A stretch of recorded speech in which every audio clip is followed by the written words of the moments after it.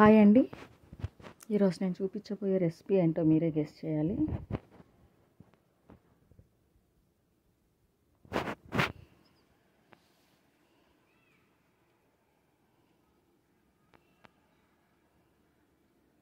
ఇది చపాతీలోకి కూడా అన్నంలోకి కూడా తినొచ్చు.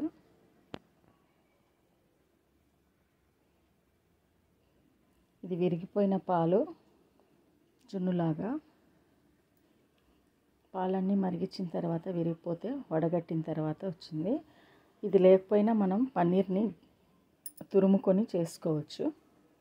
అలాగే కొంచెం ఉల్లిపాయలు, టమాటాలు, ఉల్లాకు ఇవన్నీ కట్ చేసుకోవాలి. స్టవ్ పై కడాయి పెట్టి 2 టేబుల్ స్పూన్ల ఆయిల్ వేసి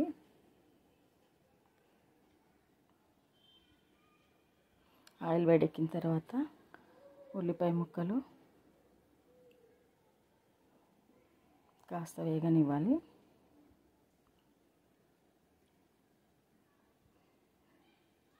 తర్వాత దీంట్లోనే తరిగిన పచ్చిమిర్చి, తరిగిన కరివేపాకు, అల్లం వెల్లుల్లి పేస్ట్ వేసుకోవచ్చు, లేదంటే తరిగి కూడా వేసుకోవచ్చు. తరిగిన వెల్లుల్లి, తరిగిన అల్లం ముక్కలు,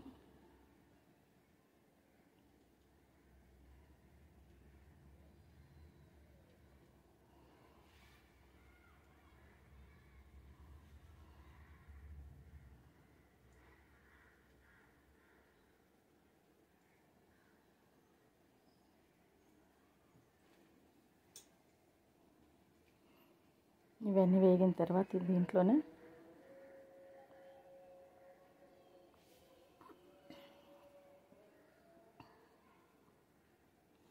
ఉల్లాకు,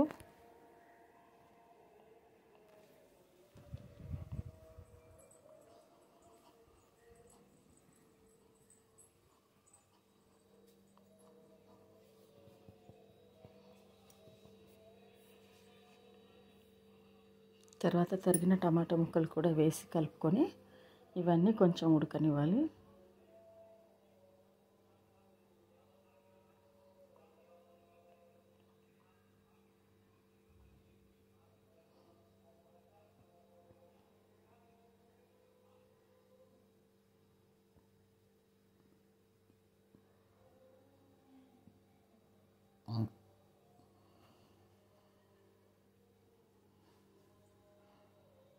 ఇప్పుడు దీంట్లోనే పసుపు, కారం, ధనియాల పొడి, సాంబార్ మసాలా వేసుకోవచ్చు, లేదంటే గరం మసాలా కూడా వేసుకోవచ్చు.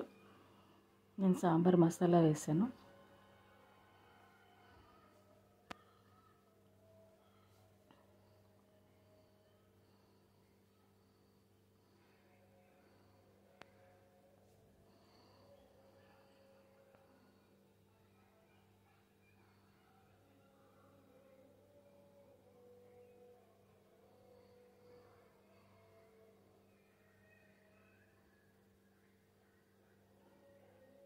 ఇప్పుడు దీంట్లో వడగట్టి తీసి పెట్టిన ఈ విరిగిన పాల జున్ను అయితే ఏదైతే ఉందో అది వేసి కలుపుకోవాలి.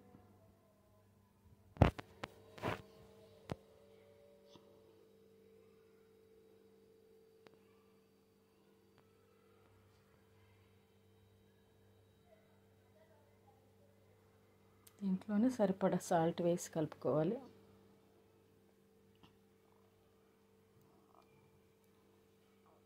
మనకి ఇది పొడి పొడిగా కావాలనుకుంటే తొందరగా స్టవ్ ఆఫ్ చేసుకోవాలి. కొంచెం ఎక్కువసేపు ఉంచితే దీంట్లో కూడా నూనె విడుస్తుంది, కొంచెం ఆయిలీ అయిపోయి గ్రేవీగా ఉంటుంది.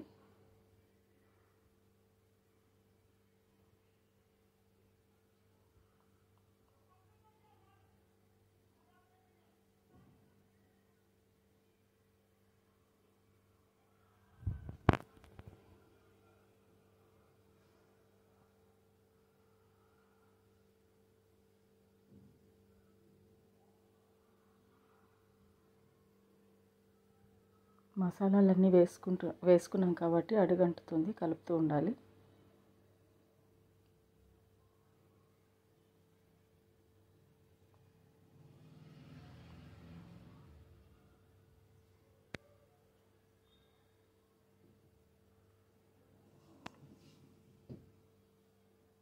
ఇప్పుడు స్టవ్ ఆఫ్ చేసేసి కొంచెం తరిగిన కొత్తిమీర వేసి కలుపుకోవాలి.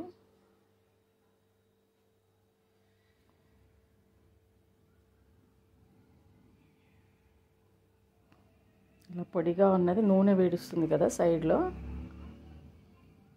గ్రేవీ లాగా అయిపోతుంది. కొంచెం